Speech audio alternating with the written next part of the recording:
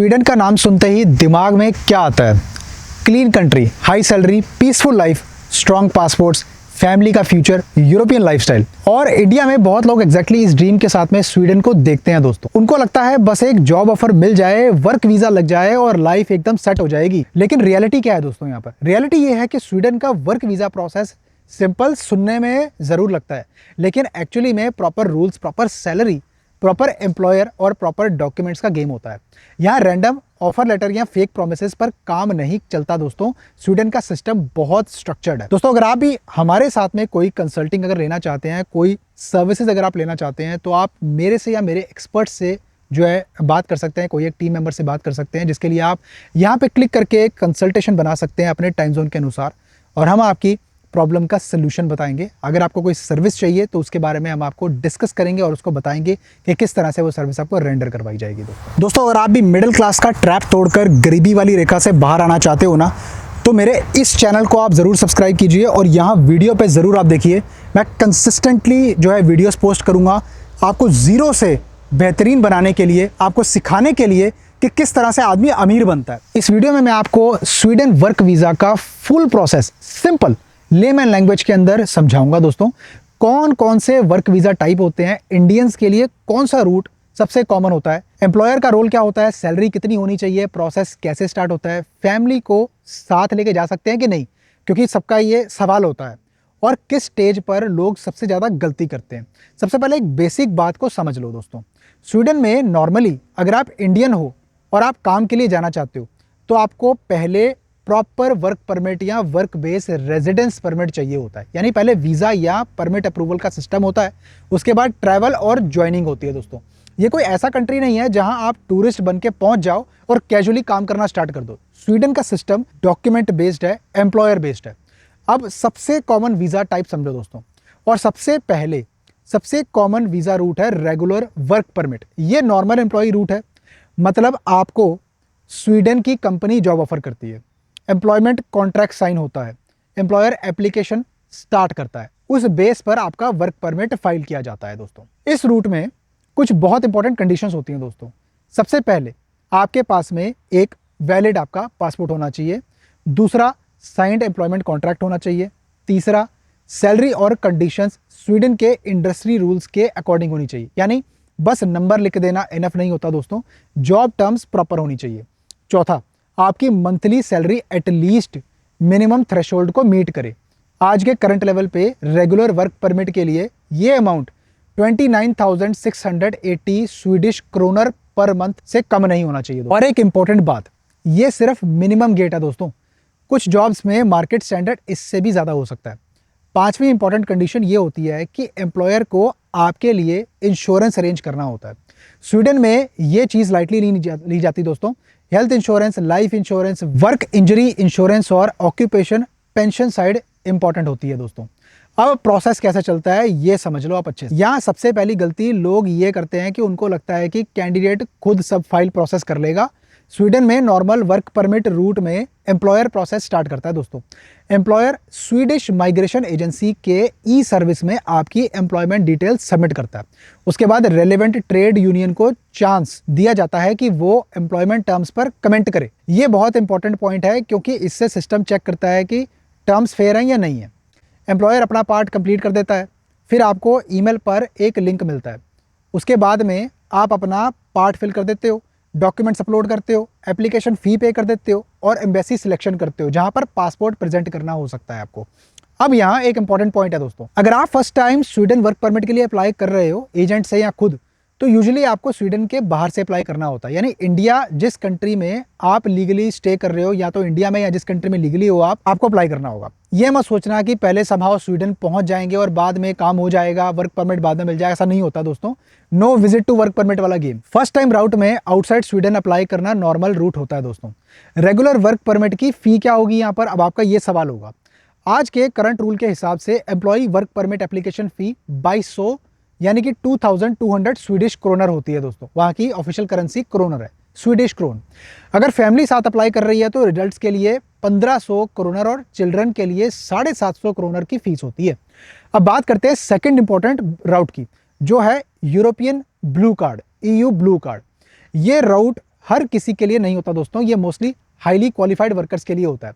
अगर आपके पास में हायर एजुकेशन है या एटलीस्ट 5 साल का रेलेवेंट प्रोफेशनल एक्सपीरियंस है और आपको हाईली क्वालिफाइड एम्प्लॉयमेंट मिल रहा है, अगर कोई ऑफर हो रहा है, तब EU ब्लू कार्ड रेलेवेंट हो सकता है।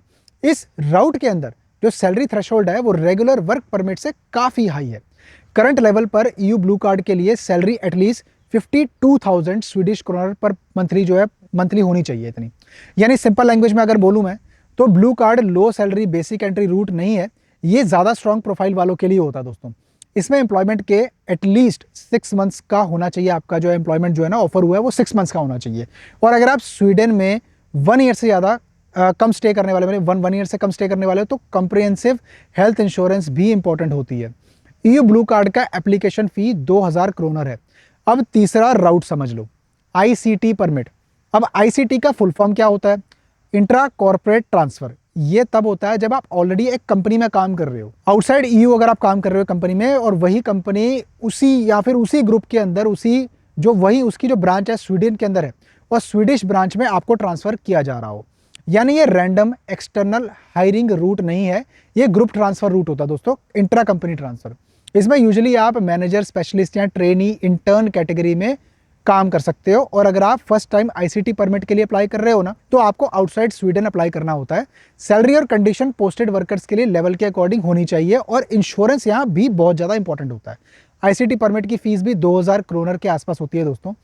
अब चौथा रूट समझो, सीजनल वर्क परमिट। जी हाँ दोस्तों, ये उन लोगों के लिए होता है जो टेम्परेरी सीजनल जॉब्स के लिए जाना चाहते हैं स्वीडन, और जैसे एग्रीकल्चर, हार्वेस्टिंग, बेरी पिकिंग या अदर सीजनल नेचर के जॉब्स के लिए।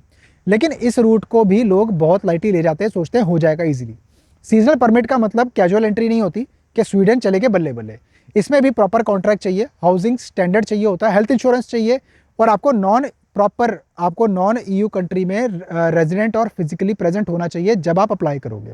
सीजनल वर्क परमिट के लिए मिनिमम सैलरी जो है वो 13,000 स्वीडिश क्रोनर पर मंथ होनी चाहिए। सीजनल परमिट अप्रैल में ऑफर हुआ है, तो वो कंसेक्यूटिवली 6 महीने के लिए होगा, यानी कि दिसंबर 31 तक। मतलब ये परमानेंट या लॉन्ग टर्म सेटलमेंट रूट जैसा बिल्कुल नहीं होता। इसकी फी 2000 क्रोनर होती है। अब सवाल है कि इंडियंस के लिए सबसे कॉमन और रियलिस्टिक रूट कौन सा है दोस्तों। अब मैं आपको यहाँ पे एक बहुत ही सीधा और सिंपल आंसर है कि ये मोस्टली इंडियंस के लिए रेगुलर वर्क परमिट का रूट सबसे कॉमन होता है।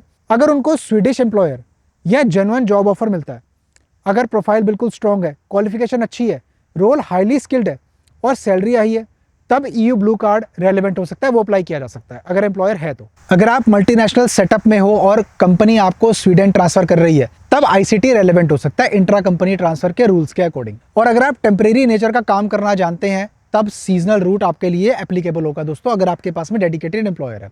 अब फुल स्टेप को step by step Sidhi language में आपको फिर से एक बार मैं रिआइटरेट करूंगा। स्टेप 1, आपको जेन्युइन एम्प्लॉयर मिल जाता है। स्टेप 2, आप और एम्प्लॉयर एम्प्लॉयमेंट कॉन्ट्रैक्ट साइन करते हो। Step 3, employer Swedish migration agency का सिस्टम में एप्लीकेशन स्टार्ट करता है। स्टेप 4 है, ट्रेड यूनियन को एम्प्लॉयमेंट कंडीशन पर कमेंट का चांस दिया जाता है। स्टेप 5, आपको ईमेल लिंक मिलता है। जब आपको ईमेल पे आता है, आप अपना एप्लीकेशन पार्ट कंप्लीट करते हो और डॉक्यूमेंट्स अपलोड करते हो, फी आप पे करते हो। स्टेप 6, आप पासपोर्ट प्रेजेंट करते हो। कुछ केसेस में डिजिटल पासपोर्ट चेक भी हो सकता है, कुछ केसेस में एम्बेसी विजिट हो सकता है, फिंगरप्रिंट यानी कि बायोमेट्रिक हो सकते हैं, स्पेशली अगर आप 3 मंथ से ज़्यादा का कर रहे हो work permit apply.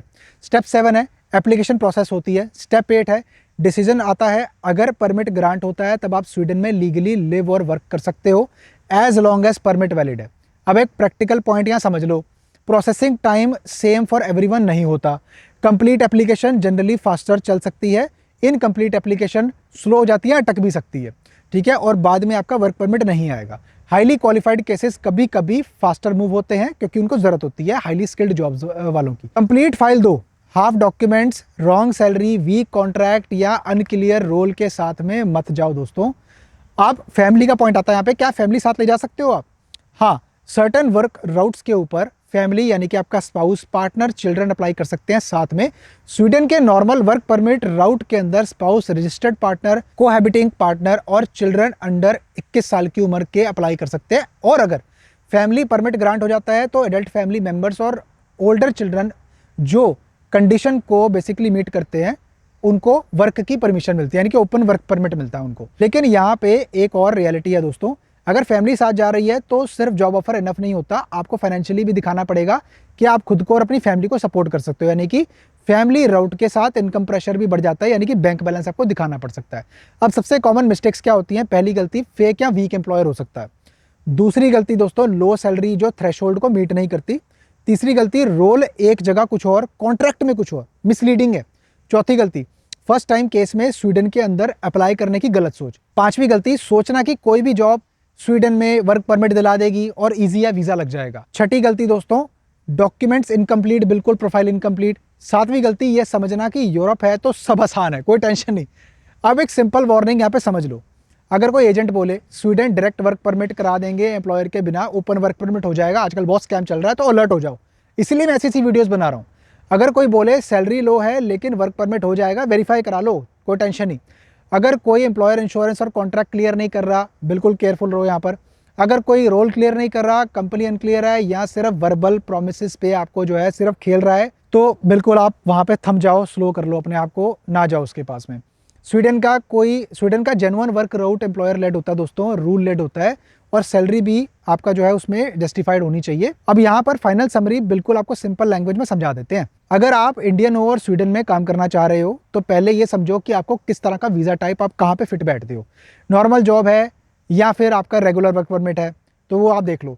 Highly qualification और हाई सैलरी है तो ब्लू कार्ड है, ठीक है, यूरोपियन ब्लू कार्ड जो बताया था मैंने आपको अभी। सेम कंपनी है तो आपका मतलब जो है आईसीटी के अंदर इंट्रा कंपनी ट्रांसफर हो जाएगा। टेम्परेरी काम है तो सीजनल वर्क परमिट अप्लाई करोगे।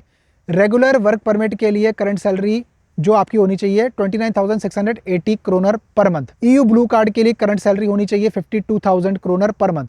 सीजनल परमिट के लिए आपकी at least 13,000 kronor per month salary होनी चाहिए, और रेगुलर वर्क परमिट के लिए फी है वो है 2200 क्रोनर। ईसीटी आईसीटी यानी कि यूरोपियन ब्लू कार्ड और सीजनल परमिट यूजुअली 2000 क्रोनर की फी पर जो है रहते हैं, इसकी लेवल इतना रहता है अप्रोक्सीमेटली, कभी चेंज भी हो सकता है। First time applicants usually outside Sweden से अप्लाई कर सकते हैं।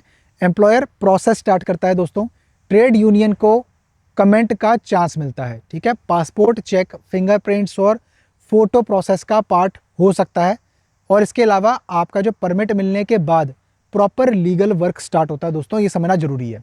तो फाइनल बात ये है कि स्वीडन पॉसिबल ज़रूर है, मना नहीं करता मैं, लेकिन शॉर्टकट कंट्री नहीं है दोस्तों, बिल्कुल भी नहीं।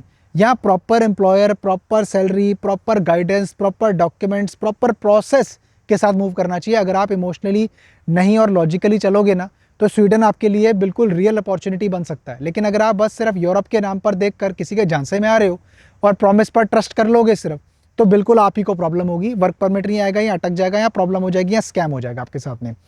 अगर आप चाहो, मैं इसके अंदर नेक्स्ट पार्ट में ना आपको Sweden jobs reality, salary after tax, accommodation reality, family route, practical issues और स्वीडन के नाम पर होने वाली ठगी, स्कैम्स के बारे में एक एंगेजिंग बहुत बढ़िया आपको जो है मैं वीडियो एक बना के दूंगा। अगर आप चाहते हो तो आप नीचे कमेंट करो, और अगर आपको मेरा कंटेंट अच्छा लग रहा है जो मैं बना रहा हूँ आजकल, तो प्लीज़ लाइक करना, सब्सक्राइब करके मुझे कमेंट में बताना, और शेयर ज़रूर करना दोस्तों कि वीडियो कैसी लगी। बाकी मैं आपको इसी तरह का कंटेंट है इसके बारे में अपडेट करता रहूँगा, और आगे सर्विस बेस्ड भी वीडियोज़ जो आती रहेंगी। बाकी मैं मिलता हूँ आपको एक नेक्स्ट शानदार वीडियो में। नमस्कार।